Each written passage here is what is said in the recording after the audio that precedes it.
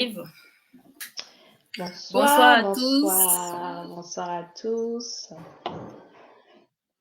Bonsoir, on vous espère Bonsoir. nombreuses et nombreux connectés sur notre page Facebook, Système in Africa. Dites-nous d'où vous nous suivez. On n'a encore personne qui voit, mais on attend les. Connectez-vous, dites-nous d'où Connectez-vous. est-ce que vous nous écoutez.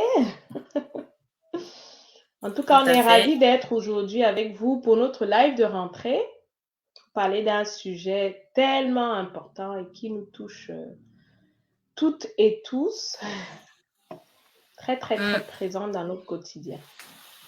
Quel que soit notre domaine et nos fonctions Tout à quotidiennes. fait. Aujourd'hui, on est dans le cadre des STEM Ladies, mais ça touche tout le monde.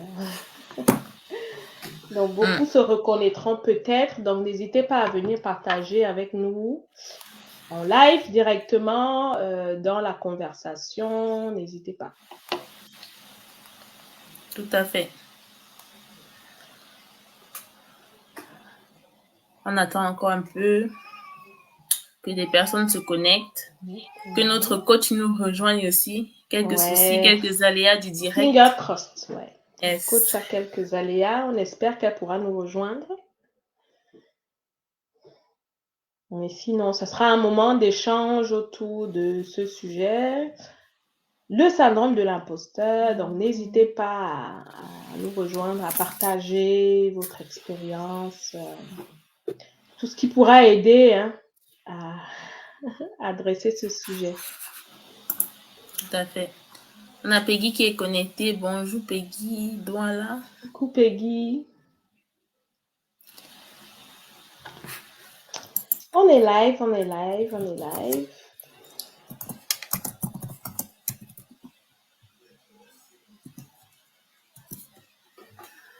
En attendant que le coach nous rejoigne,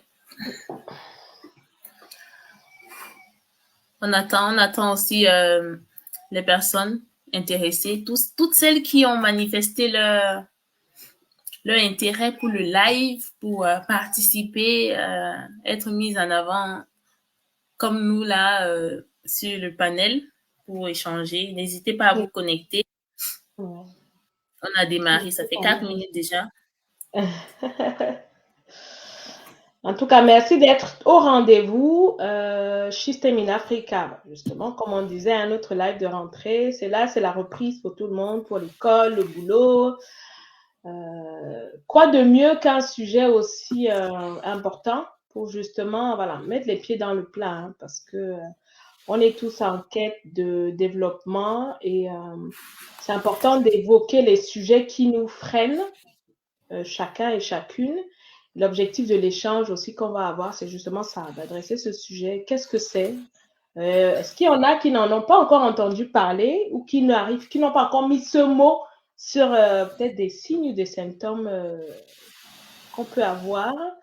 Donc, du coup, l'idée de l'échange, ça sera, voilà, une gangrène qui empêche le plein épanouissement de la femme scientifique. C'est vrai qu'on parle de la femme scientifique aujourd'hui, mais c'est une problématique commune. Donc voilà, l'idée aujourd'hui, c'est partager les expériences autour de ce sujet et finalement de savoir comment identifier et avoir des clés pour agir afin de minimiser la casse, pour dire les choses de manière triviale. On va peut-être présenter Tout à fait. l'association encore une fois, hein, le temps que voilà, le panel s'étoffe davantage, le temps que les gens nous rejoignent en commentaire. Chérie, si tu veux bien nous représenter Système in Africa. Oui, bien sûr, toujours avec plaisir. Alors, Système in Africa, déjà, je suis Pulchérie Matodungente, je suis l'initiatrice de l'association Système in Africa. Système in Africa, j'ai généralement pas présenté dans ce sens, mais Système in Africa signifie deux choses. Premièrement, STEM in Africa, comme ça se dit, pour la femme qui évolue dans les filières et métiers STEM en Afrique. Voilà. Et après, on a She is Stemming Africa. Donc, elle est dans l'action bon, on va pas dire que la première définition n'est pas dans l'action, elle est dans l'action due et pure de STEM, sciences, technologies, Mhm, ingénierie et mathématiques. mhm, Et quand on parle de She is STEM in Africa, là, on touche toute personne, toute femme, en fait, qu'importe sa localisation géographique, qui contribue à faire évoluer les femmes dans les filières STEM. Donc, on n'a pas voulu se fermer. On peut agir de n'importe où pour apporter sa pierre à l'édifice. Voilà. mhm, Donc, notre but ultime est de briser les barrières. Briser, j'insiste sur ce verbe d'action parce que mhm. des fois, on se dit non, c'est trop dur. Briser. Il faut pas briser, il faut un peu édulcorer ça. Non, on n'édulcore pas parce que les choses ne sont pas aussi faciles. Donc, on veut briser les barrières et les incertitudes dont les femmes scientifiques font face quand elles évoluent dans les disciplines et les métiers STEM. Parmi ces barrières, on a justement le syndrome de l'imposteur, qu'on n'arrive même pas, c'est tellement psychologique qu'on n'arrive pas à saisir la subtilité. Donc, c'est important d'en parler et j'espère que notre coach nous rejoigne pour éplucher cette thématique, les causes et conséquences. Donc, la vision de System in Africa est voilà, on sait que le fait de mieux positionner les femmes africaines à l'avant-garde en fait de ces filières et métiers pourrait aider. Ça peut paraître trivial, hein, pourrait aider à résoudre les différents défis majeurs dont nos sociétés font face. On a la corruption, on a le réchauffement climatique, on a les problématiques d'innovation, voilà, diverses et variées, donc qu'on a besoin de mettre en place dans nos continents, dans le continent africain, dans les différents pays. Et on veut justement mettre la femme en avant, lui donner l'outil en fait de tout ce qu'elle aura besoin pour pouvoir résoudre les différentes problématiques. Donc, pour ça, notre mission est tout simplement de l'aider, de l'accompagner avec les moyens que nous avons pour qu'elle puisse atteindre son plein Modeste potentiel. Là, moyen, mais oui, on a parlé de plein épanouissement dont on part on prend la femme scientifique comme une plante en fait, qui va de la graine jusqu'à la fructification et qui va dans le parcours pouvoir s'épanouir de diverses façons avec les différents moyens qui sont autour d'elle que nous, justement, on va pouvoir apporter également. Dans nos actions, nous avons des séminaires, des ateliers de formation, des lives comme ça, thématiques comme comme celui-ci, celui-ci. tout à fait. Le premier de rentrée, mais pas le premier de System in Africa. On a déjà pas mal de lives à notre actif. Et également, nous avons des séances de mentoring, de coaching pour les femmes scientifiques. Nous avons un groupe WhatsApp de plus de 140 femmes scientifiques, filles et femmes scientifiques dans différentes disciplines, différents niveaux qui voilà se fédèrent parce qu'on est dans une action de s'auto-aider afin de pouvoir Mhm. atteindre nos objectifs. Donc voilà, System in Africa en général. Et toute femme ici qui nous écoute est bienvenue. Je vais mettre en description, en commentaire, le N'hésitez lien pas à de nous notre groupe WhatsApp. rejoindre, tout à fait. Oui, Mhm. n'hésitez pas à venir. On partage des opportunités de financement. On accompagne les personnes pour des questions spécifiques par rapport à ce financement. Et voilà, on met en œuvre tout ce qui peut être à dans notre bagage en fait pour pouvoir aider la femme scientifique. Donc voilà. Mm. Et puis tout le monde, voilà, toute personne intéressée par le sujet, parce qu'on est tous concernés un peu finalement, hein. C'est vrai que notre focus là, on s'appelle System in Africa, mais c'est vrai que au-delà de ça, il y a de gros enjeux, plus d'éducation, de construction de carrière, d'éveil. Et notre cible, c'est les métiers scientifiques aujourd'hui, parce que bon, malheureusement, là, on a un focus sur l'Afrique, parce que ce sont des femmes africaines, mais quel que soit le pays du monde, c'est à peu près les mêmes challenges, le peu de représentativité des femmes dans les métiers scientifiques. Voilà, on ne cessera de prêcher pour démystifier, rendre accessible, présenter des rôles modèles, faire des lives thématiques comme ceci pour que les personnes sentent que c'est possible. Voilà. Il y a des gens qui le font. Il y a un stand-upper que j'aime bien qui dit si tu te demandes si quelque chose est possible, si une personne a réussi à le faire, c'est que c'est possible déjà. Alors, le parcours, voilà, c'est un autre sujet, mais c'est possible. Donc, voilà, l'idée aussi de notre regroupement, de notre engagement, c'est justement de rendre accessible à ces métiers-là par différentes actions, en se fédérant, en travaillant avec des partenaires, l'association Girls Day 237, qui est une des partenaires avec qui on travaille étroitement, et plusieurs autres. Voilà. Vous aurez l'occasion au cours de l'année de découvrir nos différentes actions. Voilà. L'idée, c'est de se fédérer pour faire bouger les lignes globalement. Et donc, on va mettre le pied dans le plat avec le sujet d'aujourd'hui. Le syndrome de l'imposteur, qu'est-ce que c'est? Toi, plus chérie, bon, on ne sait pas si Elisabeth pourra nous rejoindre, on l'espère de tout cœur. Bon, elle a un aléa, mais voilà, on va devoir faire avec, on va devoir un peu improviser pour tout vous dire par rapport à ce qu'on avait prévu. Mais bon, comme on dit, hein, l'homme propose, Dieu dispose. On n'a pas la clé, on n'a pas la maîtrise de tout. Donc, on va essayer de vous entretenir. C'est pour ça qu'on vous dit, n'hésitez pas à nous rejoindre sur le live aussi pour les personnes qui avaient manifesté leur intérêt pour qu'on puisse échanger autour de ce sujet. Donc, qu'est-ce que ça t'évoque, toi, plus chérie? Tu es mute. Je crois que je vais partager le StreamYard ici, le lien pour nous rejoindre directement. Pour Dans celles le qui groupe. aimeraient contribuer sur le panel, poser des questions ou alors apporter leur contribution à la thématique du jour. Donc, je vais envoyer tout de suite. Et pour moi, déjà, le syndrome de l'imposteur, oui, on va improviser, hein, on va y aller. J'ai vu que c'est un phénomène psychologique vraiment profond. La coach d'aujourd'hui, elle est coach business et elle touche en fait toutes les subtilités légères en fait, ce qui n'est pas palpable en fait, qu'on n'arrive pas à mettre, à définir, à pouvoir déterminer de façon très pratico-pratique, disons comme ça. Donc, j'espère qu'elle nous rejoint pour pouvoir nous en dire plus parce qu'on est là aussi pour apprendre. Mais de ma petite connaissance sur la thématique, c'est un phénomène en fait psychologique qui touche pas mal de personnes. Hein.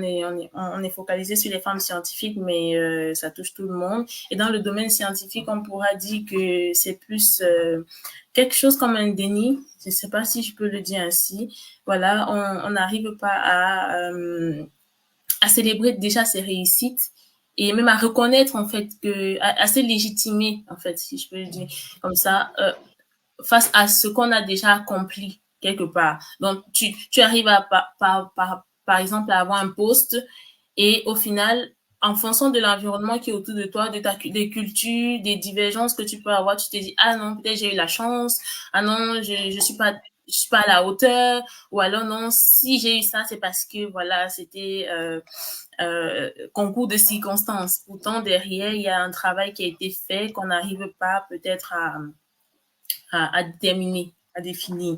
Donc, c'est comme ça que je vois le syndrome de l'imposteur. On n'est pas, on ne se donne pas toute la légitimité, on ne se valorise pas assez pour pouvoir justifier de ses réussites. Donc, dans la même lancée que ce que tu dis, hein, je vais lire la définition de Wikipédia. Les personnes atteintes du syndrome de l'imposteur, également appelé phénomène de l'imposteur ou expérience de l'imposture, expriment une forme de doute maladif qui consiste essentiellement à nier la propriété de tout accomplissement personnel. Donc, ce côté doute maladif, alors, donc on s'auto-sabote comme des grands. On a justement ce sentiment de ne pas être à la hauteur. On est dans le doute permanent. On se dit, est-ce que pourquoi les autres nous font confiance? Pourquoi les autres pensent que on est en capacité de faire telle ou telle chose? C'est vrai qu'on a tendance à l'identifier dans le cadre professionnel, mais même dans la vie de tous les jours. Hein. Le fait que les gens ont une perception de nous, on se dit, mince, pourquoi ces personnes-là pensent que je suis à la hauteur alors qu'en fait, non. Donc, c'est ça, on est en plein dedans. Ce côté doute permanent. Je ne suis pas à la hauteur, je n'ai pas les compétences. Je suis là, mais en fait, est-ce que je mérite vraiment? ça me fait penser à une interview de la DRH de Dangote Industries que j'ai vue il n'y a pas longtemps, Ah oui. qui racontait un peu son parcours et sa carrière. C'est une Camerounaise, alors, j'ai mangé le nom. Elle disait, au long de sa carrière, à un moment, un de ses responsables lui a proposé une opportunité, c'est une promotion. Les aléas du direct. On est maman aussi. Ouais. Et donc, elle disait justement qu'il y a un de ses managers qui lui avait proposé une opportunité professionnelle. Et donc, elle a demandé à son manager, est-ce que tu penses que j'en suis capable, quoi? Je suis pas sûre. Donc, elle doutait de ses compétences et son manager de la rassure en lui disant, si on t'a identifié pour ce poste-là, c'est qu'on pense que tu as les capacités pour le faire. Tout à fait. Donc justement, ce côté, tu t'auto-sabotes toi-même. Donc, on te fait confiance, on te voit d'une certaine manière, et toi, toute seule comme une grande, voilà, tu trouves que tu doutes de toi, et c'est tellement présent, mais maintenant, une fois qu'on a dit ça, comment on fait? Qu'est-ce qui explique ça chez certaines personnes? Est-ce qu'on a des personnes qui ont plus de tendance à développer ça? Voilà, là, je réfléchis un peu à voir autant. On a quand même des facteurs, en fonction des sociétés dans lesquelles on vit, qui Je, peuvent plus ou moins Mhm. accentuer. Ouais, vas-y. Oui. On va dire que c'est peut-être examiné dans le domaine scientifique par déjà le fait que la base, hein, c'est un domaine qui Oui, est plus dominé par les hommes et du coup la femme, le ouais. sentiment de, de cette légitimité de sa position pose problème. Et j'en viens même à dire que si on sort du domaine scientifique, on se rend compte que j'ai récemment un peu essayé de comprendre dans les hautes sphères même du gouvernement, ouais, tu vois, dans des structures où on dirait qu'on ne devrait même pas en fait se poser la question si tu es là, si tu es diplomate, si tu es consul, si tu es, c'est parce que tu mérites quoi. Mais on se rend compte que non, même là-bas en fait, quand on voit une femme avec un homme directement, on va dire voilà c'est le monsieur qui est, même si c'est son chauffeur, même si c'est non, non, c'est pas elle, ça peut être elle, c'est plutôt Ouais. lui, tu vois. Donc, des fois, on peut se et ça peut peut-être directement freiner en fait même la personne se dit ah non peut-être non peut-être je ne mérite pas, il faut encore que j'aille regarder, donc en fait ça te fait douter quelque part si tu n'as pas déjà un mindset de voilà, si tu n'as pas été déjà confronté à ça, essayer de comprendre et même voilà d'accepter que ça peut exister et les voies et moyens pour pallier cela sont déjà actés dans ton esprit parce que c'est vraiment très psychologique. Donc, au niveau scientifique, chez les femmes scientifiques, on pourrait un peu parler de ce phénomène-là, quoi. Et ça met le doigt sur la question aussi de à quel point on devrait se laisser influencer par le regard des autres. Parce que ça peut avoir tendance à entretenir, comme tu disais, on va voir peut-être une dame de pouvoir avec un homme, enfin, on peut être amené à penser que c'est l'homme, c'est l'homme qui est attendu et pas la femme. Et voilà. Si on n'a pas un certain mindset, et puis ça se travaille, hein, heureusement, ne n'est pas tous, enfin, heureusement. Il y a beaucoup de compétences ou de skills qu'on peut apprendre et développer. Et plus on pratique, plus on arrive à trouver ses propres clés pour sortir de cet engrenage-là. Mais c'est vrai que l'entourage, justement, peut jouer un rôle quand même hyper important dans ce sentiment d'incompétence, de doute. Donc, il y a tout un côté, OK, à quel point le regard des autres, les avis des autres devraient avoir une influence sur comment je me perçois moi. Et finalement, m'aider à surmonter ce type de difficulté, ce type de doute constant. Tout à fait. Et pareil, quand on échangeait avec Elisabeth en préparant l'échange aujourd'hui, elle a évoqué aussi l'aspect culturel, l'aspect religieux qui, en fonction des sociétés, justement, peut entretenir, comme on disait, le regard des autres, le poids de la culture, le poids des traditions, peuvent aider à entretenir. Non, toi, tu es une femme, donc on ne te voit pas trop dans ce type de choses. Non, parmi les reviewers du journal qui a l'impact factor de je sais pas quoi, non, tu es une femme, est-ce que tu es légitime de siéger au bord? Parce que, voilà. Donc, il y a les doutes que les autres projettent, qui peuvent être légitimes ou pas, mais il y a justement nous. C'est vrai que le gros travail, c'est sur soi, au final, hein, parce que, OK, on n'a pas forcément la main sur ce que pensent les autres, comment les autres nous perçoivent, mais on a la main sur ce qu'on peut faire, ce qu'on peut décider de faire, comment on peut décider de travailler, comment on peut décider de s'affirmer. Et c'est pas un long fleuve tranquille.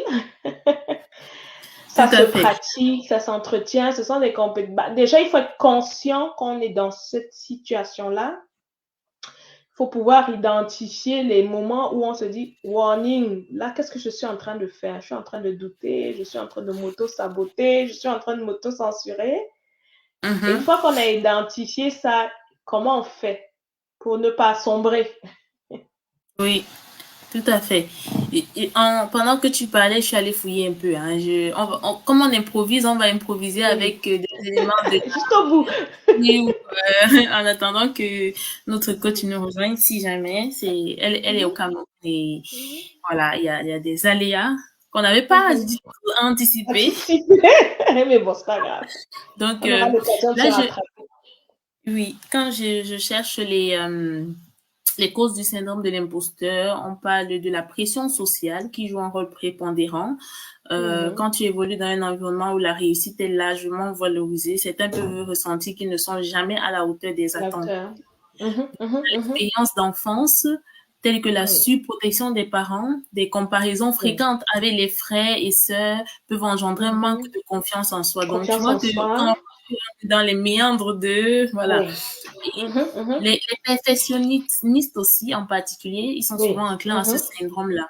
Donc, leur quête incessante d'excellence fait que, bon, ils n'arrivent pas à... Ils veulent pousser leurs limites et minimiser leur succès, en fait. Ah non, c'est pas assez, j'ai pas bien fait. Non, je dois faire mieux, c'est pas bien. Donc, voilà. Faut déjà accepter et célébrer ces petites victoires. Donc, ça fait ils considèrent le résultat comme une chance plutôt que ici de leurs compétences. Leur propre, voilà. Donc, en parlant de la ça, stigmatisation. Oui, vas-y. En parlant de justement célébrer les petites victoires, j'ai une copine, big up Solange Bassot, si tu passes par là.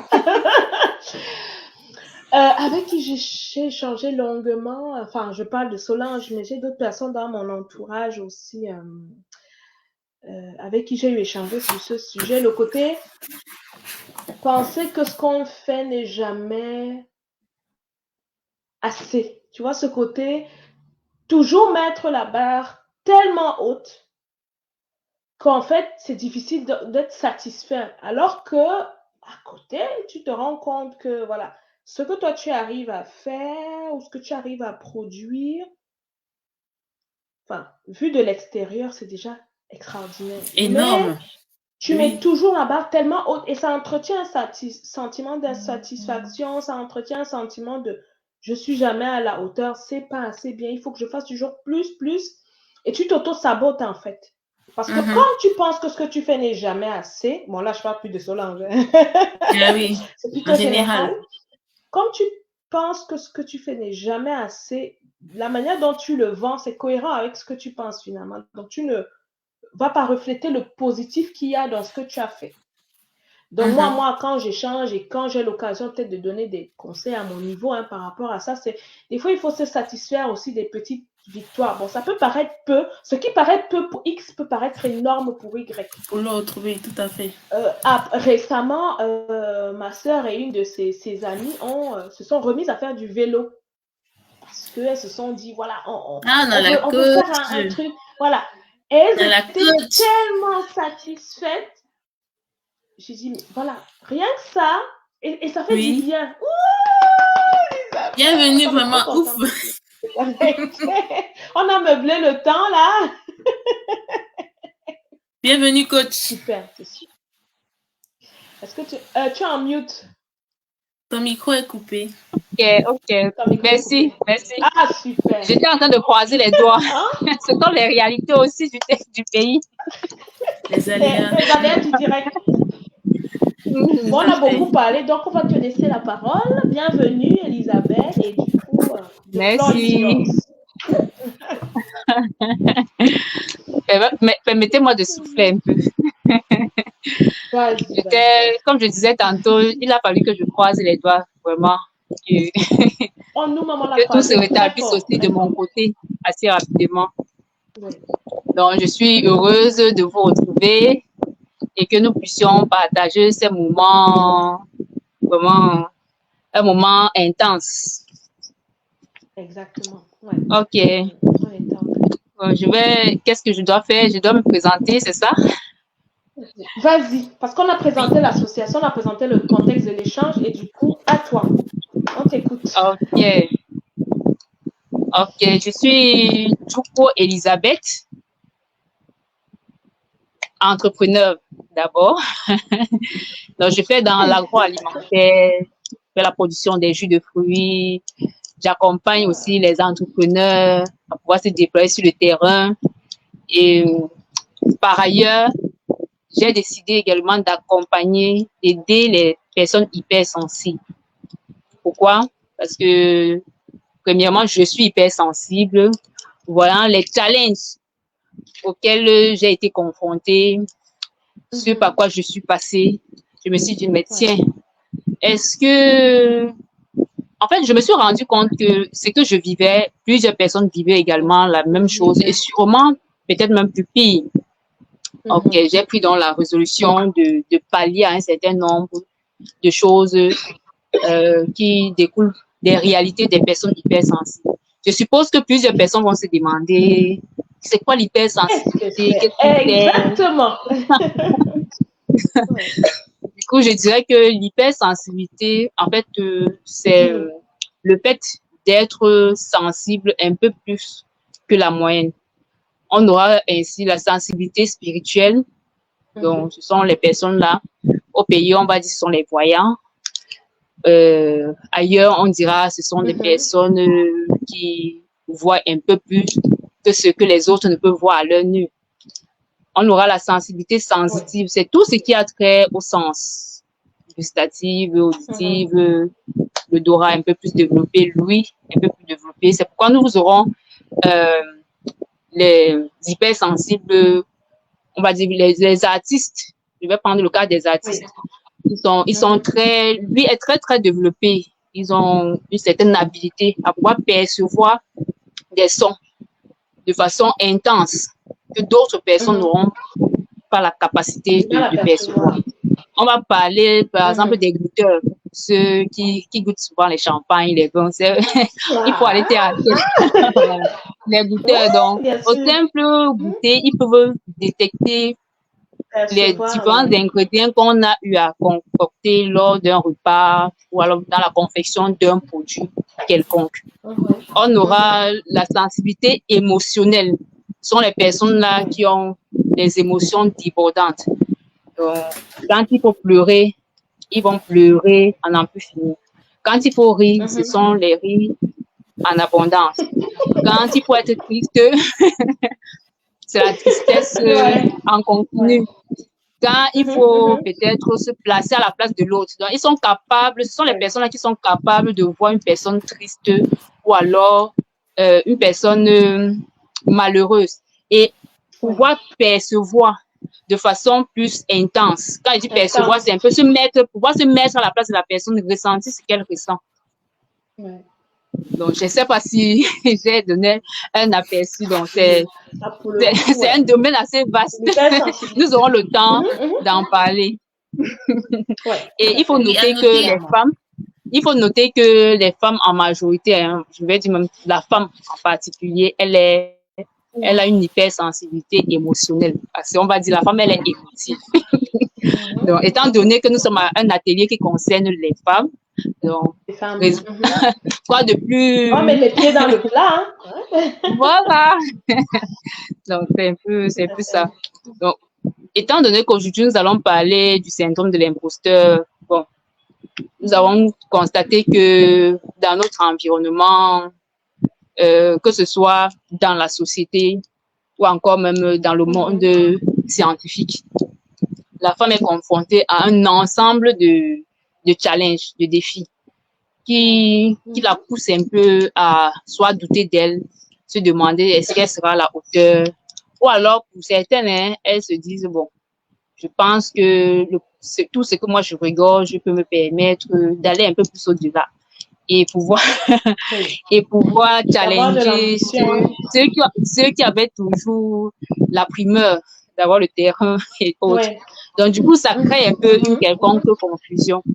Une confusion sur le plan religieux, étant donné qu'on sait que la femme, elle est celle-là qui doit être soumise, elle est celle-là qui doit toujours seconder son mari, elle ne doit pas se placer au-devant, elle est celle-là qui doit respecter l'ordre venant de qui? Du mari. Elle est celle-là qui doit veiller sur son foyer ou alors sa maison. Et c'est la même chose sur le plan culturel, parce qu'on dit, en fait, de la culture, quand on dit culturel, c'est la même chose, on dira de ce côté-là, non, la femme, sa place est à la cuisine. Donc, comme pour dire que, en dehors de tout ce qui concerne le ménage, gérer le mari, gérer les enfants, elle ne doit pas regarder autre chose. Elle ne doit pas s'aviser de penser à une autre fonction que celle-là. Et ça crée un peu problème parce que aujourd'hui, maintenant, nous avons le modernisme ou alors la mondialisation nous a apporté beaucoup de choses. La femme, aujourd'hui, elle reconnaît ses droits parce qu'autrefois, on lui parlait seulement de ses devoirs. Aujourd'hui, elle connaît ses droits. Elle sait qu'elle a des potentiels. Étant donné qu'en fait, de façon naturelle, elle regorge des potentiels.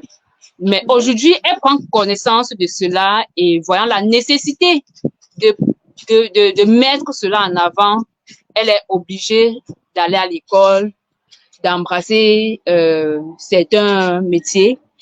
Parce qu'on va voir les femmes aujourd'hui occupent des fonctions qui autrefois n'étaient pas ça. Donc, en dehors de gérer son foyer, gérer sa maison et tout, elle ne pouvait pas aspirer à autre chose. Les femmes, à l'époque, ce sont celles-là, on disait non, tu ne dois pas aller à l'école parce que tu iras en mariage. Aujourd'hui, elle a la possibilité d'aller à l'école, de pousser loin. Et on verra même certains femmes. Il y a des sociétés, malheureusement, où c'est encore le cas, hein, mais heureusement, les choses bougent, mais voilà. Par rapport à ce que tu disais, tu ne dois pas aller à l'école parce que tu vas aller en mariage. Ouais. Mais heureusement, les choses bougent, pas aussi vite qu'on le souhaiterait, mais les choses évoluent.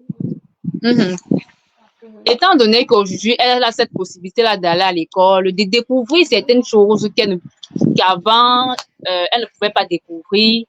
Elle découvre que, en fait, ce qui était autrefois mystifié, comme quoi peut-être l'éducation, c'était réservé qu'aux garçons et à occuper certains postes, certaines fonctions, c'était réservé qu'aux hommes. Elle se voit, elle remarque que, en fait, elle occupe certains postes, elle va à l'école et quand elle y va même, elle surpasse ceux-là qui avaient ce privilège-là. Et elle se rend compte que, de façon naturelle, la femme est plus intelligente que l'homme. C'est pas moi qui vais. Oh, ce n'est que des amis, hein.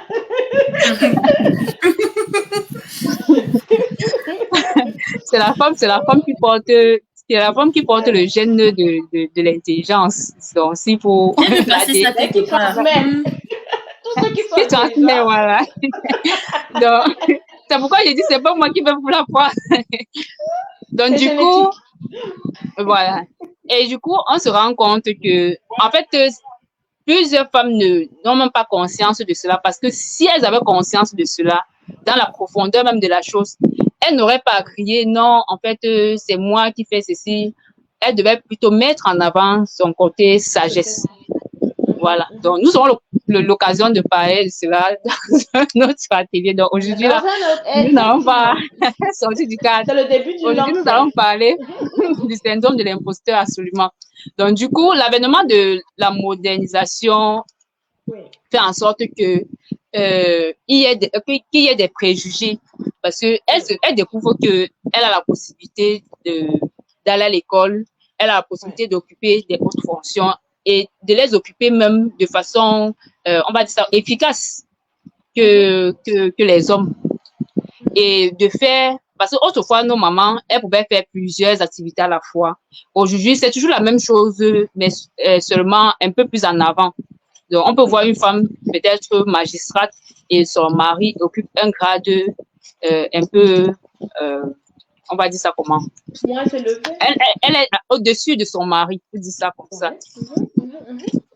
Donc, c'est un peu dans ce sens-là. Que ce soit problématique. En fait, ça devient problématique dans la mesure où s'il faut prendre en compte la religion, s'il faut prendre en compte nos cultures, on voit que la modernisation fait retomber sur la femme un avalanche de préjugés. Donc, maintenant, ces préjugés-là, comment est-ce qu'elle les gère? C'est ça donc le challenge. Comment est-ce qu'elle parvient à pallier à tout cela? La religion te dit ceci. La culture te dit une autre chose, toujours allant dans le même sens. Mais maintenant, la modernisation vient te dire autre chose. Comment est-ce que tu concilies tout ça? Tu es perdu dans tout ça. Voilà. Donc, ce qui fait qu'il y aura beaucoup de choses parce que la modernisation, non seulement apporte les préjugés, et ces préjugés-là, c'est du genre celles qui auraient trop fréquenté ou alors qui occupent certaines fonctions et qui est même supérieure aux hommes dans certains environnements ou domaines, on va lui prêter des intentions. Des longs crayons. Ce n'est pas moi. Ça ne doit pas sortir de moi. Vous allez dire. Les longs crayons. On va lui prêter des intentions, on va lui dire tout ce qu'on connaît là. Maintenant, ça ne sera pas sans conséquence du tout. Ça ne sera pas sans conséquence. C'est ici maintenant qu'intervient, on va dire ça, l'impact psychologique sur la femme, de tout ce qu'elle vit. Comment est-ce qu'elle gère ça? Si c'est la femme dans le domaine scientifique, on verra qu'il faut peut-être aller, comme tu as dit tout à l'heure, un peu plus loin que ça. Du coup, elle va se dire, c'est le challenge de, est-ce que si je continue, je vais pouvoir soit me marier? Est-ce que si je vais un peu plus loin, est-ce que j'aurai le temps d'accoucher mes enfants? Si je continue de tailler le crayon. Attends. Est-ce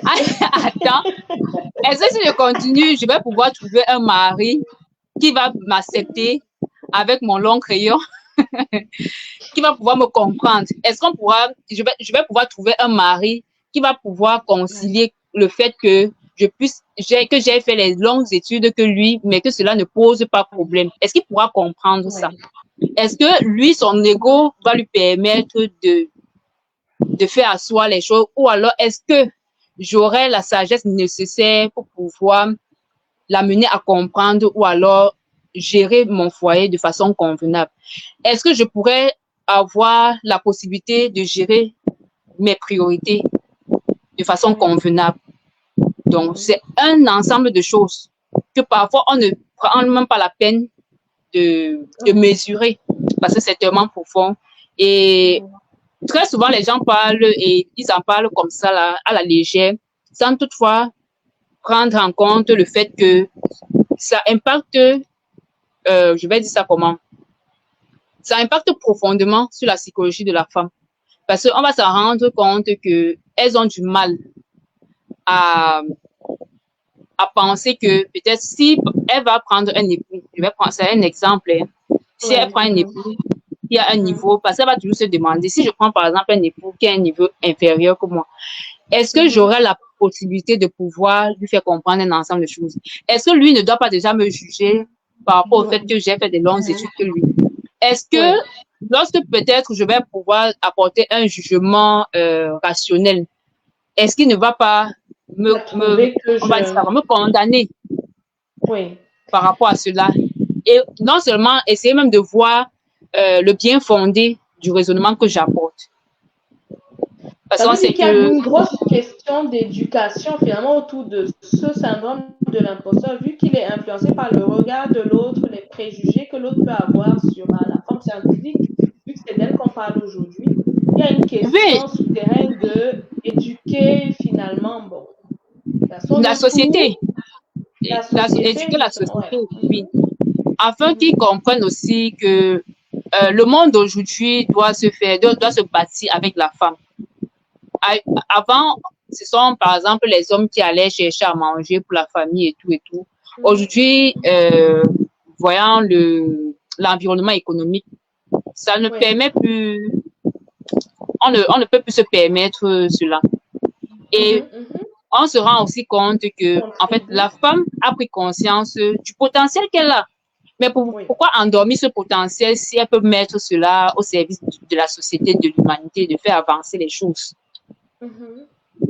Voilà aussi un élément qu'on oublie, qu'on ne veut pas comprendre. Parce qu'elle doit prendre sur elle de mettre en valeur, de faire valoir ce qu'elle a au-dedans d'elle, de faire valoir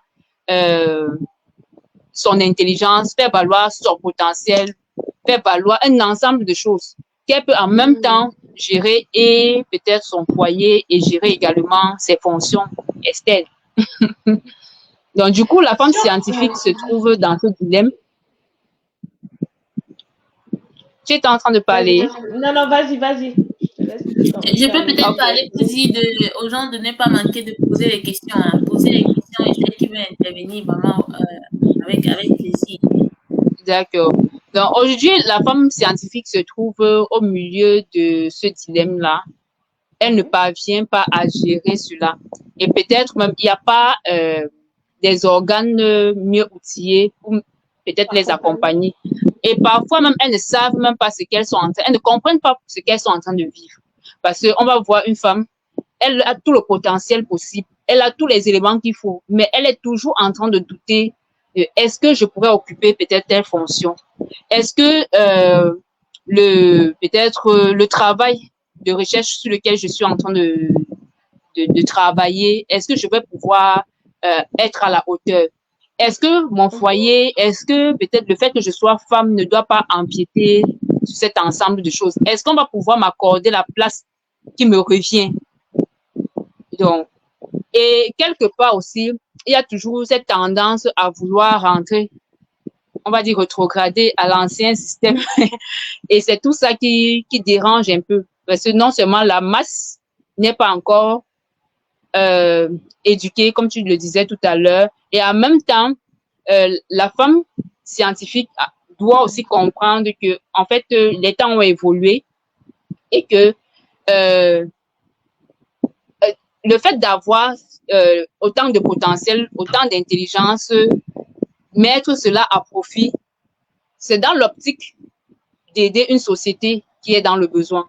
C'est là parce que peut-être un X doit poser un jugement que moi, je dois me rétracter. Parce que ça aura plusieurs conséquences. Ouais. Le fait de vouloir en même temps plaire à la société et en même temps s'approcher. À tout le monde. Oui, c'est ce qu'on nous dit. C'est ce qu'elle n'a pas plu à tout le monde. Exactement. Elle va vouloir plaire parce que c'est du genre, est-ce que la société va toujours continuer à me voir comme la femme ordinaire que je suis? Parce que vous êtes dans le domaine, vous connaissez les challenges que vous avez au quotidien. Est-ce qu'on va toujours vous voir comme la femme ordinaire? Parce que je m'étais amusée à poser une question sur mon profil en disant quel est le souci que les hommes rencontrent avec les femmes intellectuelles, par exemple. Ça, c'est un exemple. En fait, d'autres, on se rend compte que peut-être pour une femme qui n'est pas très allée à l'école, on trouvera que peut-être sa façon de s'exprimer est un peu plus courtois par rapport à celle de la femme intellectuelle.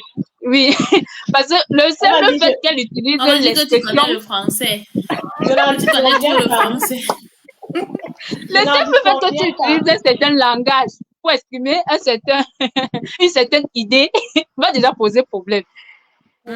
Ouais, ouais. Est-ce Mais qu'on se plus comprend un sérieusement, peu? il y a une question, et, oui, il y a mhm. justement une question d'éducation et comme les femmes sont aussi beaucoup concernées par cette question d'éducation, Voilà. Et tu vois, heureusement, et on comprend que c'est à ce moment que se manifeste le syndrome de l'imposteur. ouais. Mais qu'est-ce qui doit nous alerter, justement, parce qu'on a parlé un peu, avant que tu n'arrives, on est un peu revenu sur les définitions classiques, ce côté autocensure, doute, maladif, voilà, tu trouves toujours, toi, des moyens de te valoriser, de trouver que tu n'es pas à la hauteur. Qu'est-ce qui doit nous alerter? Est-ce qu'il y a des degrés de syndrome de l'imposteur? Qu'est-ce qui doit nous alerter pour qu'on se dise, bon, là, warning, on a un souci là, il va falloir arrêter et changer de ton expérience. Déjà, comme on s'est dit tout à l'heure, en fait, il faut déjà comprendre, il faut déjà que la femme elle-même comprenne que, en fait, les temps sont révolus. Nous sommes à l'ère où elle doit pouvoir donner du sien. Elle doit se mettre également à fond dans la construction de cette société. Avant, c'était les hommes qui avaient l'exclusivité. Aujourd'hui, on se rend compte que la femme peut également plus que ce qu'on pense. Okay. Donc, c'est-à-dire s'occuper d'une maison, des enfants et tout. Donc, elle peut le faire pendant qu'elle occupe aussi une autre fonction, pendant qu'elle fait aussi ses travaux de recherche. Il faudrait qu'elle-même mette déjà cela dans l'esprit. Voilà. Et le fait de mettre cela dans l'esprit lui fait comprendre que, en fait, si telle personne X ne me comprend pas par rapport à telle situation, en fait, c'est quelque chose qui peut arriver. Mais elle va pouvoir faire avec. Mais pour autant, est-ce que je dois m'arrêter parce que X ne me comprend pas? Oui, c'est ce que moi je suis en train de dire. Elle va pouvoir faire avec et avancer. Parce qu'elle ne peut pas elle peut pas peut-être Oui, étant donné que non seulement on ne peut pas plaire à tout le monde, et tout le monde ne peut pas comprendre que, en fait, la femme, quand par exemple, on évoque le fait que c'est la femme qui porte le gène de l'intelligence, mais chez d'autres personnes, ça sonne mal. Qui n'a pas? Parce que c'est que quand tu dis, peut-être, tu vas dire à une personne, si tu es intelligent là, dis merci à ta maman. Tu vas dire qui? Ma mère. En fait, c'est les stéréotypes. Ce sont les stéréotypes. Hein. Ce sont les stéréotypes. On sait que c'est déjà comme ça, en fait. Il ne faut pas que ça change. Ça ne peut pas changer. C'est ce qui est... La vérité, ce n'est pas en fait ça. Bon, lui, c'est pour ça que la personne s'étonne. Mais comment ça, c'est... Je dois dire merci à ma mère. Normalement, dans la logique de ce qu'il connaît, non. Ça ne peut pas se faire comme ça. Parce qu'on voit toujours le père comme le plus fort, celui qui dans nos cultures aussi, qui porte la famille. Donc, ça devient un peu contre-intuitif de dire non. Et après, c'est vrai que ce qu'on essaie de faire aussi dans tous les échanges, c'est pas une opposition. C'est juste, c'est vraiment, chacun doit trouver sa place dans cet écosystème-là. Chacun doit pouvoir... Le fait d'avoir de l'ambition, parce qu'on parle de syndrome de l'imposteur et finalement de comment on peut être champion dans ou championne dans l'auto-sabotage, ça revient à... parce qu'il faut déjà préciser le fait de syndrome, manifester un syndrome d'imposteur, c'est penser qu'on n'est pas à sa place. Oui, tout à fait. Et si tu penses que tu n'es pas à ta place, est-ce que tu pourras déployer ton potentiel convenablement? Non seulement tu penses que tu n'es pas à ta place, en plus tu es surpris que les autres te pensent capable. Mais comment? Oui, c'est une conséquence logique. Parce que si tu n'es pas à ta place, tu te dis toujours que tu n'es pas à ta place. Comment tu vas penser que tu puisses être capable de faire telle chose? Et tu te freines en fait. Et même quand tu te limites. Quand quelqu'un d'autre même le pense, tu es stupide. Oui. Voilà. Et maintenant, on va voir que là, nous entrons dans les conséquences.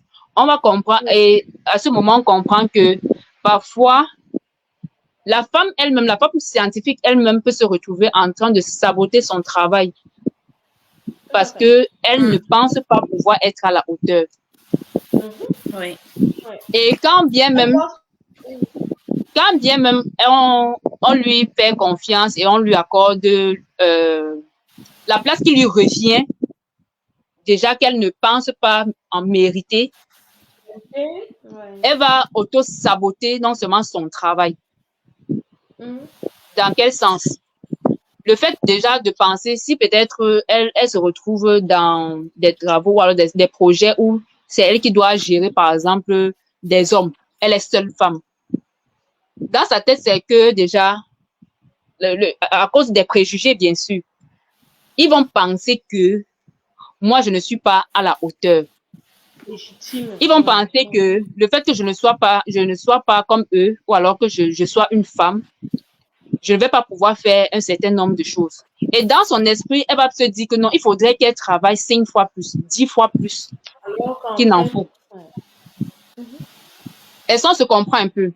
Elle va se dire que non. En fait, je dois d'abord, par exemple, parce que nous sommes femmes, nous sommes mamans, nous sommes épouses et tout. Elle va se dire que non. En fait, moi, je dois mettre la priorité, par exemple, sur le travail que je suis en train de faire parce qu'il faut leur montrer que je suis capable de faire. Le proving. Après, voilà. je reviens un peu. T'as donné le mot. Et en même temps, elle se retrouve en train de léser d'un côté son foyer. Si elle a les enfants se retrouvent lésés. Et elle ne va même pas se rendre compte de cela parce que, en fait, elle doit se surpasser. Or, elle a déjà le potentiel, c'est déjà là. Elle a déjà tous les éléments qu'il faut. Et c'est même pourquoi on connaît qu'elle a les éléments qu'il faut, qu'on l'a mis à la place qu'il fallait. Mais elle se dit que les autres vont dire que elle ne peut pas. Et maintenant, pour montrer aux autres qui vont dire que, parce qu'elle fait, non seulement elle, de son côté, elle est en train de faire un procès d'intention aux autres. Or, peut-être les autres ils sont tellement dans l'admiration que, mais une femme, waouh, et tout. Mais elle est déjà en train de se dire, est-ce que je mérite? Pourtant, tous sont en train de la regarder et dire, waouh, waouh. Au lieu maintenant de continuer seulement dans la même lancée, elle doit vouloir se surpasser. C'est comme ça qu'on observe le burn-out et autres. Elle est toujours surmenée. Maintenant, j'ai un point. J'ai un point entre pour la femme scientifique qui fait les recherches et qui auto-sabote les résultats, par exemple. Est-ce qu'il n'y a pas peut-être comment dire, je veux poser une nuance ici entre émettre des critiques nouvelles pour évoluer dans ses travaux et se dire par exemple, ah non, j'ai trouvé ça, est-ce que c'est moi, est-ce que c'est possible que je sois à l'auteur en fait de ce chef-d'œuvre, si je puis dire. La critique dans quel sens? La critique dans le sens de, voilà, quand tu fais des recherches, tu dois tout le temps te critiquer ce que tu as fait pour pouvoir apporter l'innovation la plus disruptive possible pour dépasser un peu tes pairs, tu vois. Donc, ça rentre vraiment dans le travail. Donc, j'ai envie qu'on essaye de distinguer un peu la critique de... Là, maintenant, c'est l'auto-évaluation. Oui, voilà. L'auto-évaluation. Différent, oui. Voilà, parce qu'on peut être dans la critique et dans cette critique-là, on se perd. Il faudrait mieux dire l'auto-évaluation pour pouvoir se réajuster, se réinventer et tout et tout. Tout à fait, tout à fait. Voilà, là, ça sera autre chose. Oui. Maintenant, si toi-même, tu sais que tu as travaillé pour quelque chose et qu'à cause de ce quelque chose, tu as eu des résultats très, très satisfaisants et que tu te dises que non, je pense pas que je puisse être à la hauteur de cela, c'est déjà mauvais. Oui. Mais maintenant, si tu as un résultat aussi efficace et très, très favorable, mais que tu te dises, mais comment faire pour faire peut-être mieux, pour faire plus demain? Comment faire pour m'ajuster un peu comme ça? Parce que je pense que à ce niveau, j'ai un peu freiné. Parce que peut-être si c'était un projet d'1 an, je me suis retrouvée en train de faire 2 ans. Bon, qu'est-ce qui m'a fauché dans le timing? Donc, on essaie maintenant de regarder dans le timing, comment faire pour pouvoir améliorer le timing. Donc, faire en sorte de respecter le temps, en quelque sorte. Maintenant, en disant que, bon, si, par exemple, dans mon équipe, j'essaie un peu d'organiser le travail de telle sorte que je parviens à déléguer à qui de droit, tout en essayant de vérifier de temps à autre. Là, on voit que c'est une évaluation, on va dire Constructive. normale. Oui, voilà, constructive. Il y a On a une question. Christelle qui demande Comment comment distinguer le les syndrome de individus l'imposteur peuvent-ils de distinguer l'immunité. le syndrome de l'imposteur à l'immunité? Mhm. En fait, le syndrome d'imposteur, on va dire, se rapproche de la fausse humilité. C'est en quelque sorte la fausse humilité. Genre, Ok. genre, tu as fait un travail, on te félicite, tu dis non, non, je pense pas que je pouvais faire ce travail. Je pense plutôt que ça, mes collègues Ah de, oui. non, je pense que c'est à mes encadreurs. J'ai vu ça Je pense récemment, pas. hein. Il faut J'ai vu accepter, ça dire récemment. merci et Oui, dis merci et j'ai accepte vu le ça poste, récemment. le nouveau challenge qui t'est confié. Et ne pense pas que c'est le fait de travailler 10 fois que les autres qui fera la différence. Non, tu es en fait dans ton processus, tu es dans le travail qu'il faut. Donc, va seulement à ton rythme et C'est ça va aller. légitime dans ton Parce que souffle. avec tout cet ensemble de choses, la femme se dit toujours que non, elle doit faire toujours un travail énorme pour montrer que qu'elle est au-dessus et parfois même se retrouve avec un ego qui essaie de grandir. On a une réaction de Brenda qui dit: Parfois, j'ai peur qu'en exposant pleinement mon potentiel ou ce que je sais faire, je devienne médiocre plus tard. Alors, C'est Brinda. oui, Brenda, moi, par Brinda rapport, qui on a dit. évoqué. Exposer le potentiel, un véritable potentiel et après on devient médiocre, je ne comprends pas très bien. C'est où C'est ça? Brenda qui est connectée, du coup. Brinda, si tu peux parler, je t'ai mis sur Dis-nous un peu le ton. panel. Si tu peux Je vois parler. un certain Peggy Douan là Oui, non, qui a c'est posé. Peggy. Il y a On Peggy prendra la Douala question qui a de posé une Peggy un question. peu plus tard. Oui, Brenda, D'accord. on on peut t'écoute. déjà laisser Brinda. Vas-y, Oui, Brinda. bon, oui, bonsoir Tu peux tout le parler si monde. tu... Vous Bonsoir, Bonsoir. m'entendez? on t'écoute. D'accord, merci pour donner ta parole. Non, en fait, quand je disais ça, c'est dans le sens où parfois, bon, tu peux avoir, j'ai souvent parfois peur de montrer que je connais peut-être quelque chose parce que après, tu te Un peu de retrouves volume, que, On peut couper un nos peu de micros volume, peut-être. Brenda. Je crois qu'il y a un son. Ouais, Il y a un coupons son nos qui vient. micros pour pouvoir l'écouter. Brinda, tu peux ok, parler un peu plus fort, s'il te plaît. oui, oui, je vais essayer de parler un peu plus fort. J'étais en train de dire que, bon, ce dont je parle ici, quand je dis que j'ai peur de l'exposition parce qu'après, je deviens médiocre. Parce qu'en fait, je me rends compte que chaque fois que je me mets peut-être en lumière, ça fait que quand il y a les projecteurs sur toi, tu travailles moins sur toi.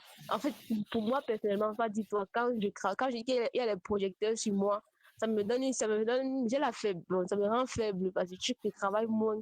Et après, finalement, je vais passer en dents de scie, ça sera genre, tu travailles, tu atteins un certain niveau. Dès que tu t'exposes ou bien que tu imposes je sais pas, ton potentiel, tu te rends compte encore que, bon, pas que tu te rends compte, il y a les applaudissements, il y a les gens qui sont là à côté, qui vraiment, bon, Et tu te dis peut-être que tu es déjà arrivé. Hein? voilà, tu te dis que tu vois exactement, c'est ça. Tu peux avoir l'impression d'être déjà arrivé et Et ne plus après, faire d'efforts. et ne plus faire d'efforts. Oui, après, c'est ça. En fait, je me rends compte que chaque fois, c'est la dent de scie. En fait, pour moi, pendant mon expérience personnelle, j'ai toujours eu des moments où j'étais explosive en productivité, je travaillais bien, même avec les garçons, on fait comme on peut chaque jour, mais ça va. Mais il y a des moments où carrément, j'ai l'impression que je ne connais plus rien, que je ne vaux rien, en fait. Donc, c'est toujours en dents de scie. C'est toujours en dents de scie. Donc, je ne sais pas, c'est ça que finalement, je me suis dit, vaut mieux peut-être toujours rester dans l'ombre et maintenant après, ce sont les choses qu'on fait qui se révèlent seules. Ce n'est pas peut-être toi qui t'imposes pour dire que je fais ci. Mais à un moment donné aussi, ça dérange parce que pour quelqu'un qui fait dans les technologies, il doit pouvoir se vendre. Par exemple, quelqu'un qui est dans la technologie, il doit pouvoir se vendre. Et pour pouvoir se vendre, il faut que les gens sachent ce que tu es Il faut capable être de faire. visible. Voilà, il faut être visible. Quand on ne sait pas ce que tu es capable de faire, bon, tu vas rester dans l'ombre, tu n'auras même pas des opportunités et tout ça. Donc, Jessica, I'm remarkable. C'est important. You On va said, laisser la you coach said it. répondre. Vas-y, Elisabeth. Je te laisse réagir d'abord par rapport à ça. Tu es Ton en micro est mute. coupé. Ton Nathan, micro micro est est coupé. Tu es en mute. Encore. Pardon. Désolée. En fait, plusieurs personnes ont eu ou alors rencontrent cette difficulté, surtout les experts.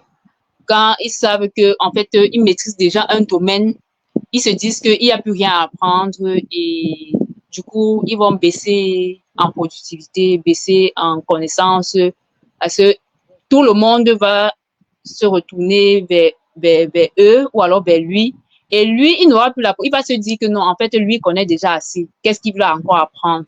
Et on voit que c'est d'où vient, c'est où l'auto-évaluation a tout son sens. Parce que savoir que l'humain ne peut pas tout connaître. On connaît que peut-être dans le travail de Einstein, tel autre,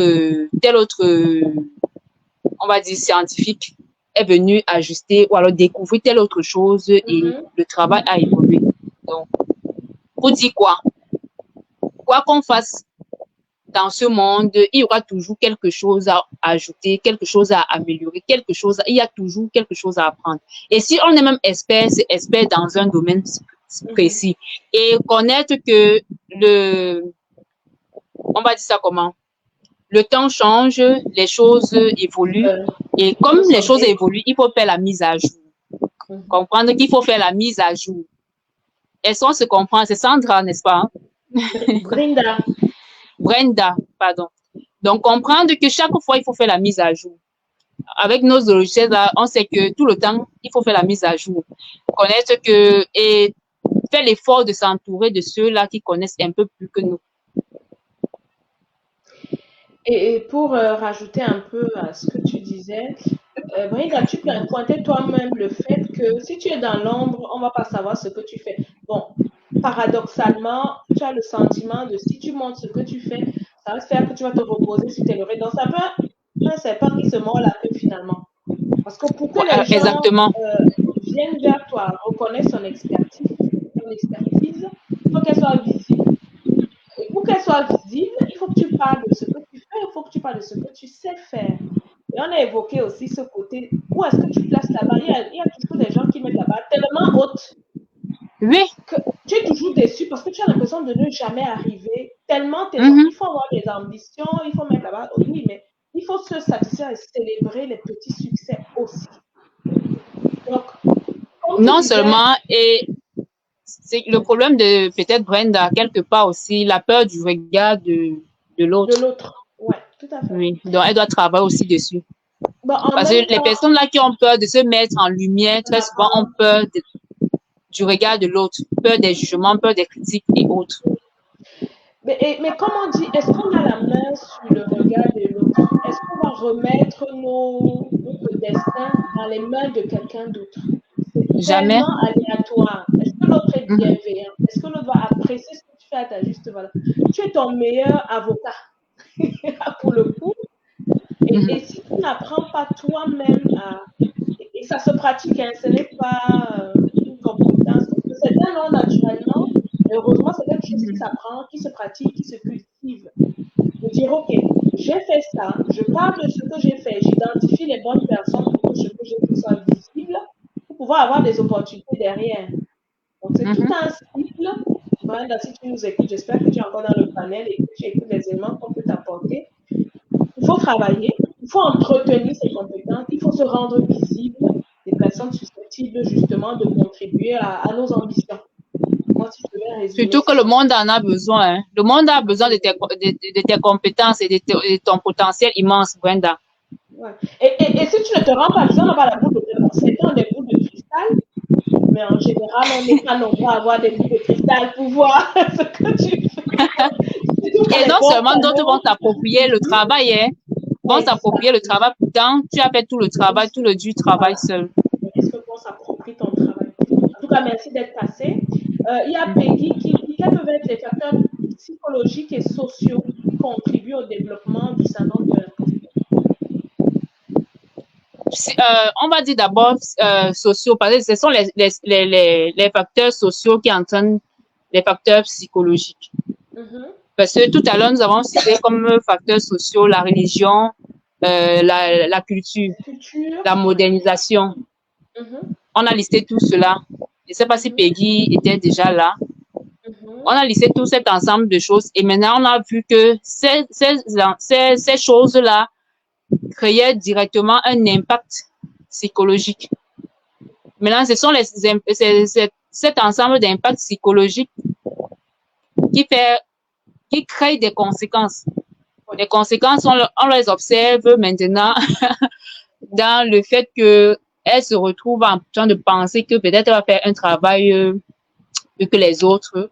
Par exemple, peut-être si sur l'échelle de 10, si peut-être les hommes vont travailler peut-être à 5, elle se dit que non, elle va encore se mettre jusqu'à 9, pourquoi pas 10. Et en le faisant, elle sera en train d'empiéter sur un autre pan on va dire ça comment, de sa vie. Parce qu'il y a le volet personnel et il y a le volet professionnel.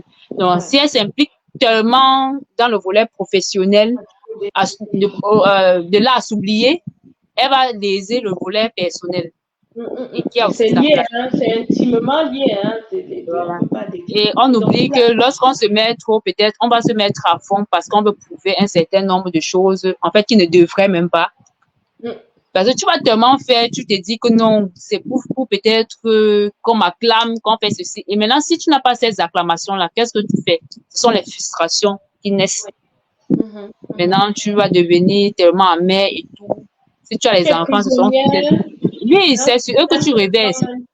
Maintenant, tu vas voir que sur le plan même de ton travail, tu vas régresser parce que ce que tu attendais, ce à quoi tu aspirais, tu n'as pas eu ça.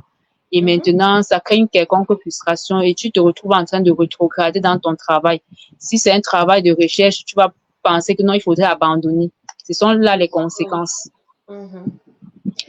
Donc, du coup, et d'autres même se retrouvent en train, par exemple, de faire traîner un travail, pas parce qu'elles sont incapables, mais parce qu'elles se disent que non, c'est pas leur truc.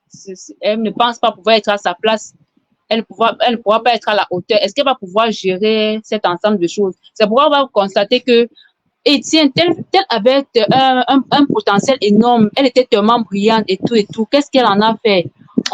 Elle a préféré s'occuper de son foyer, avoir son petit salaire. Ça me fait penser à un chroniqueur que je regarde souvent là. Il dit, vraiment, je ne comprends pas les femmes. Tu rencontres une de tes anciennes camarades de classe, tu demandes qu'est-ce que tu deviens. Elle dit que je me suis mariée. Il dit que les femmes, est-ce que se marier c'est un travail? Bon, ça m'a fait rigoler parce que c'est paradoxal, parce qu'en fonction des sociétés, on met quand même beaucoup le regard et les femmes sont très embrigadées dans ce côté. Si tu n'as pas réussi, par exemple, une vie de couple, que tu as réussi professionnellement, alors tu ne seras pas. En tout cas, il y a beaucoup de préjugés autour de ça. Et encore un homme très traditionnaliste a même dit, tu rencontres une de tes anciens camarades de classe, tu demandes qu'est-ce que tu devais te dire, je me suis mariée. En fait, là maintenant, ça fait rire. Oh, en fait, c'est là maintenant qu'interviennent les facteurs psychologiques. Vous voyez un peu ce que ça fait sur la psychologie de la femme. Donc, c'est pourquoi j'ai voulu parler d'impact psychologique avant de parler des conséquences. Parce que là, maintenant, dans les conséquences, on voit que non, elle va vouloir abandonner tout. Pourtant, elle était déjà à un certain niveau. Pour se rabattre, peut-être à un certain salaire qui ne lui permet pas de vivre convenablement, pour privilégier peut-être son mariage. Elles vont se retrouver, par exemple, à accepter un ensemble de choses dans le mariage, même jusqu'aux violences même, parce qu'elles ne voudraient pas qu'on projette ou alors qu'on continue de l'étiqueter d'une certaine façon et tout, étant donné que chez d'autres, on a dit, en fait, tu réussis quand tu es madame telle. On voit un peu ce que... Voilà, toucher les conséquences, oui. Pas directement, mais ils peuvent être... Exactement. Donc, voilà, autant... Christelle qui dit comment peut-on prévenir le développement du syndrome de l'imposteur chez les jeunes professionnels ou les étudiants?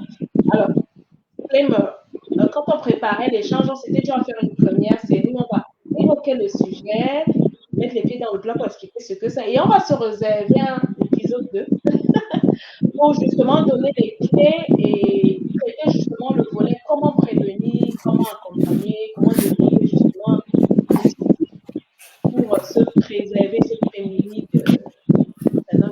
Est-ce que vous êtes d'accord? Justement, au départ, quand j'ai présenté la chose dans notre groupe WhatsApp d'ailleurs, il faut que je sais pas si j'ai partagé le lien ici, je partage. En fait, c'est une série la coach va intervenir sur plusieurs thématiques en fonction de vos besoins aussi. Donc, n'hésitez pas à dire ce que vous aimeriez voir. Elle s'est présentée. Si vous n'avez pas vu sa présentation avant, vous pouvez voir dans le replay. Donc, elle a hypersensibilité surtout, hypersensibilité. Donc, si quelqu'un se reconnaît ou pense ne même pas se reconnaître, essayez de voir et n'hésitez pas à nous poser des questions. On va préparer les thématiques comme ça et la coach va pouvoir intervenir. Comme Jessica a dit, exactement. Il faut avoir les clés. On tease pour le prochain live. Et je suis très ravie qu'il y ait ce type de questions. Ça veut dire qu'en fait, elles comprennent véritablement de quoi est-ce qu'il s'agit. Parce que parfois, on peut se retrouver en train de vivre une situation sans même comprendre ce que c'est. Sans même pouvoir avoir les mots et les éléments qu'on donne à cette situation-là. Et du coup, ça nous maintient en fait.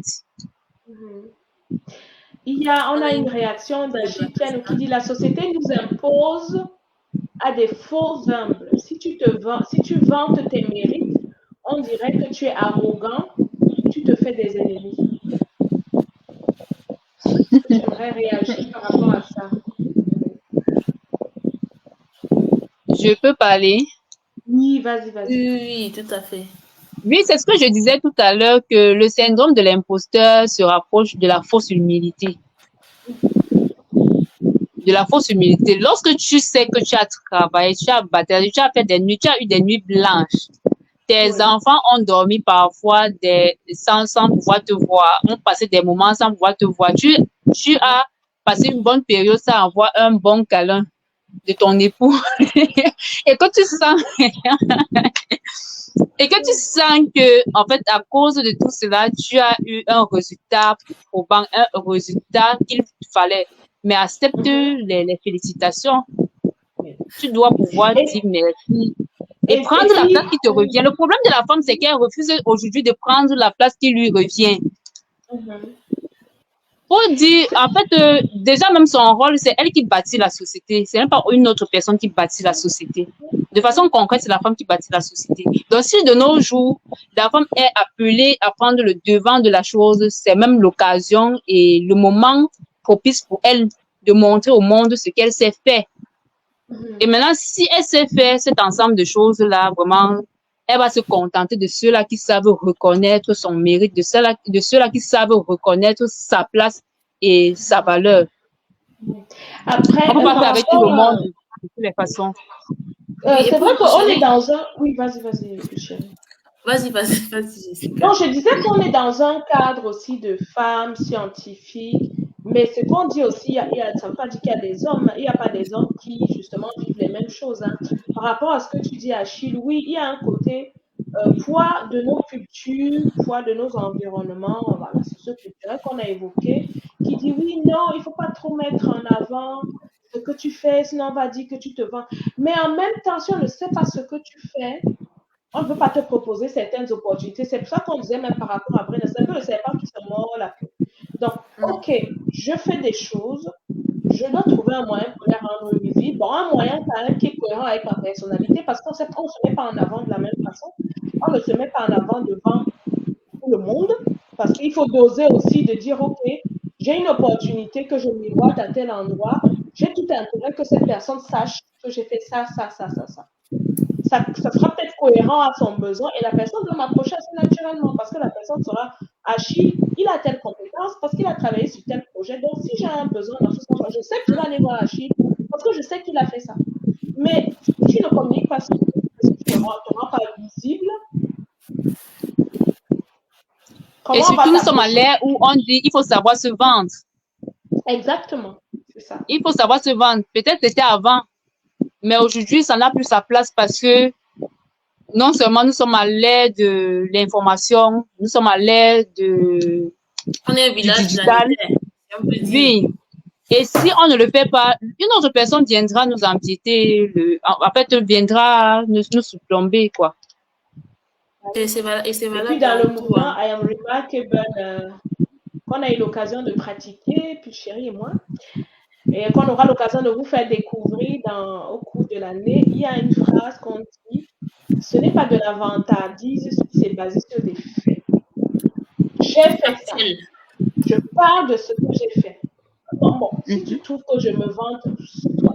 Chacun a le droit d'avoir son avis. On n'a pas la maîtrise sur ce que les autres pensent, mais tu as la maîtrise sur ce que tu fais. À quel point et comment tu te rends visible. Si tu as fait quelque chose, tu as mené un projet, tu as eu tel résultat. Tu parles du résultat que tu as eu dans le cadre de ton projet. Bon, la personne qui va penser que tu n'es pas humble et tu te vantes, écoute, c'est son avis. C'est un avis parmi tant d'autres. Et il faut aussi Maintenant, à comprendre toi que de derrière décider les personnes qui disent que les autres se vantent, il y a le besoin de vouloir maintenir les autres dans l'ombre. Il faudrait que les uns et les autres comprennent cela. Il y a ce besoin-là de vouloir maintenir les autres dans l'ombre. Et qui veut maintenir une autre personne dans l'ombre veut se faire voir. Donc, c'est ce qu'il faut comprendre. Il ne faut pas se limiter à ça parce que justement, ça fait partie des conséquences du succès, en quelque sorte. Oui, des conséquences de non, je ne vais pas aller plus loin parce que l'autre me chicane. Comme on disait en philosophie, autrui, c'est les autres. C'est ça, non? Oui, c'est l'autre me chicane juste parce que je suis dans l'environnement avec l'autre, je me sens épiée, je me sens plus à l'aise. Le regard de l'autre me juge, me critique, me condamne. Voilà. Tout à fait. Et justement, si on se met dans ce mindset de condamnation, comme tu as dit, Jessica, c'est basé sur des faits. J'ai fait, je porte sur moi la légitimité de dire voilà, je peux, je suis capable. I can do it. On sache doser, parce que finalement, tout tourne autour de ça, doser un peu l'impact du regard de l'autre sur soi. Tout à fait. Sinon, on va rester statique. On va plus avancer. Une réaction de Vanessa qui dit il ne faut pas aussi que les femmes acceptent, il ne faut pas aussi que les femmes acceptent le fait que you cannot have it all the same time. Il faut accepter d'être imparfaite et le fait qu'on ne puisse pas être parfaite avec toutes les casquettes au même moment. Ça revient un peu à ce que tu disais, Elisabeth, tout à l'heure. Tu disais, ok, on me met sur un projet, je suis une femme avec des hommes, je veux leur montrer que je peux. Du coup, je surcompense. Je travaille, par exemple, 20 heures alors qu'il y a un travail 15. Du coup, je délaisse, par exemple, mes enfants. Forcément, comme tu le dis, you cannot have it all at the same time.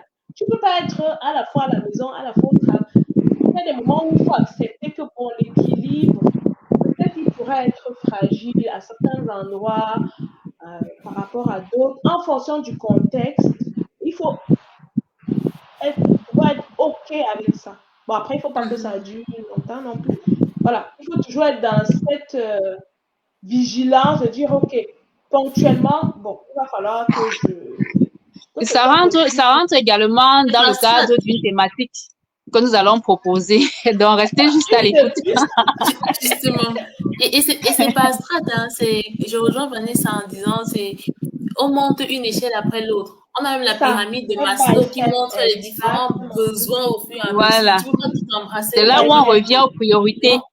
Voilà, on revient aux priorités, justement. Et en fait, si tu veux une compétence, tu dis voilà, on a tous, en début d'année, là, on a tous nos, des nouvelles résolutions. Des nouvelles résolutions. Du coup, si tu veux prendre toutes les résolutions au même moment, alors tu vas rien faire. Tu prends une, tu te concentres dessus, tu t'en tiens, et puis après, tu passes à l'autre. Petit pas par petit pas. Moi, c'est une phrase qui m'avait beaucoup marqué quand j'étais en thèse. On avait fait une formation et la formatrice nous avait parlé de justement les petits objectifs. Tu vas mettre un truc tellement énorme que tu ne pourras pas atteindre. Après, tu seras frustré. Petit objectifs. Il faut se satisfaire des fois aussi des petites victoires pour mieux savourer, tu vois, le plus grand. Et comme j'aime souvent le dire, en fait, la femme, elle est femme. Elle n'a pas besoin de, en fait, de vouloir prouver encore cela.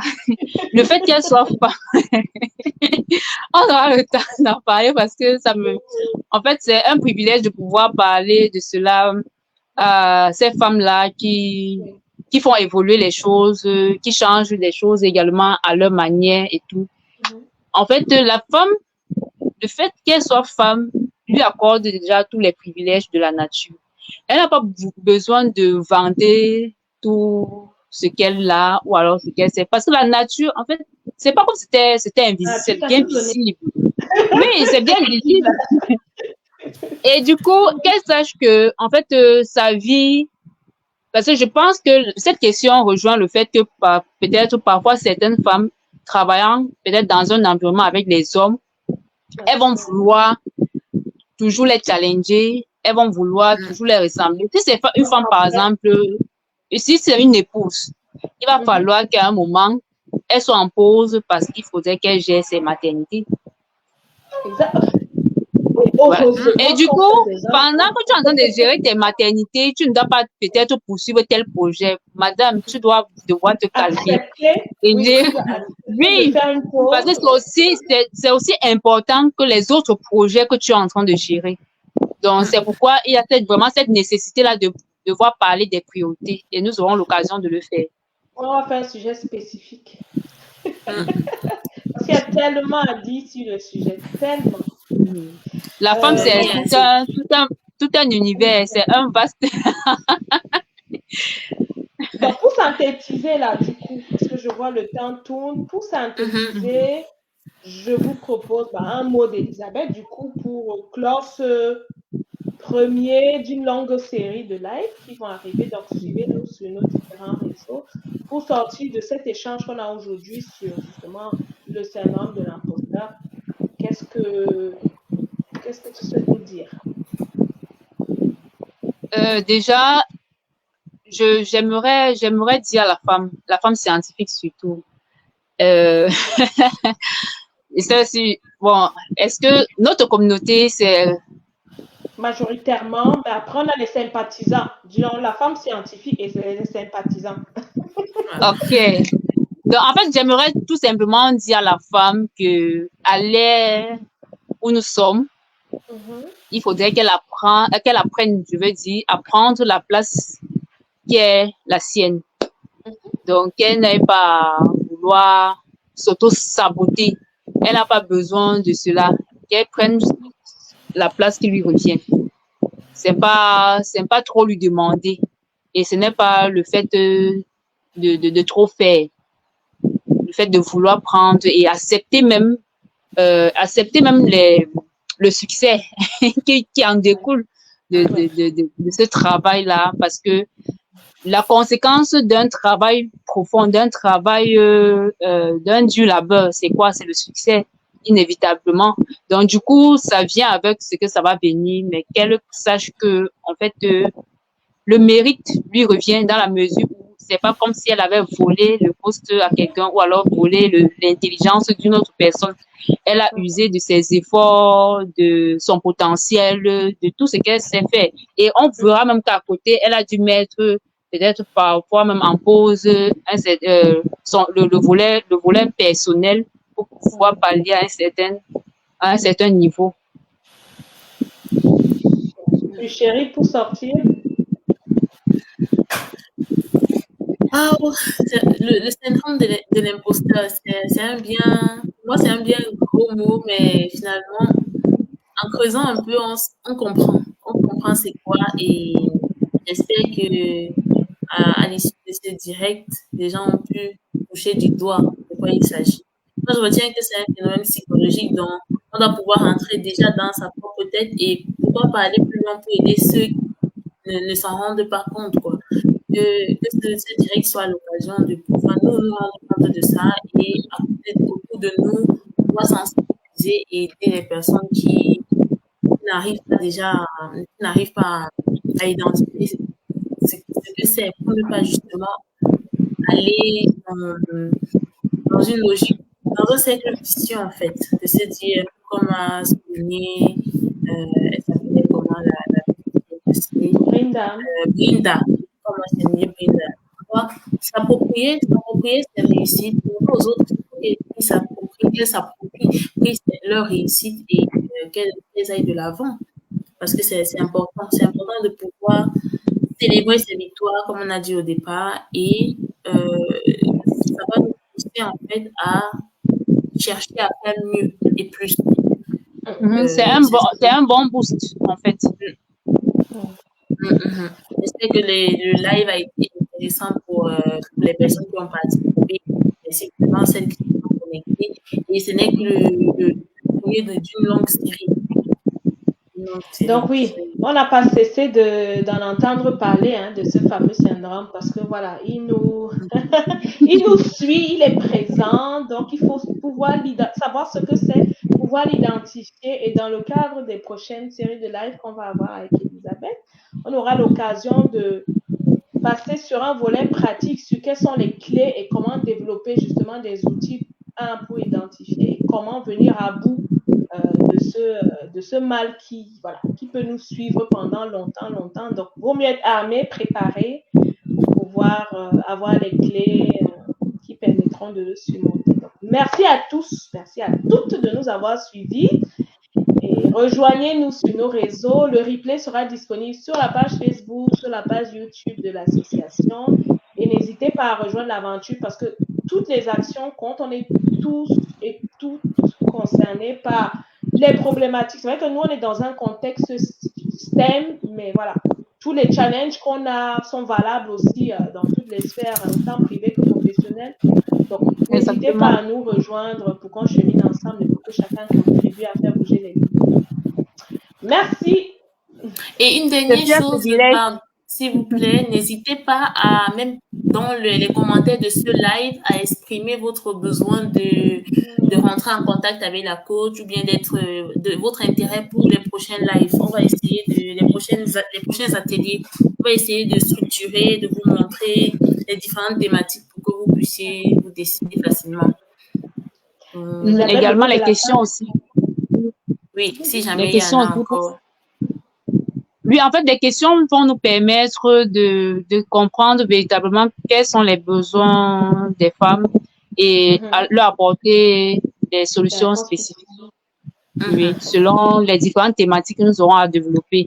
En fait, c'est tout ce que je pourrais dire pour la fin parce que il faut rester juste scotché. Donc, ne manquez aucun atelier et tout. Donc, et ce fut un plaisir. Un premier atelier, je n'ai pas vu le temps passer. 1h30 quand même, hein. 1h30, on échange. Le temps, c'était prévu pour 1 heure. Plaisir partagé. Le temps est tellement vite passé. Mais merci beaucoup, hein. Merci à tous. Et pourquoi pas, on aurait sûrement peut-être un moment où nous ferons peut-être un atelier intense, peut-être qu'il pourra s'étendre sur 2 heures, 2h30 et tout, pour structurer minutieusement les différentes, les problématiques, en fait, et apporter les solutions qu'il faut. Merci encore, merci. Beaucoup, coach. Merci à toutes. Bon début de semaine. Merci, meilleur à vous. Portez-vous bien, prenez soin de vous. Merci. Bye bye. Bye. Merci.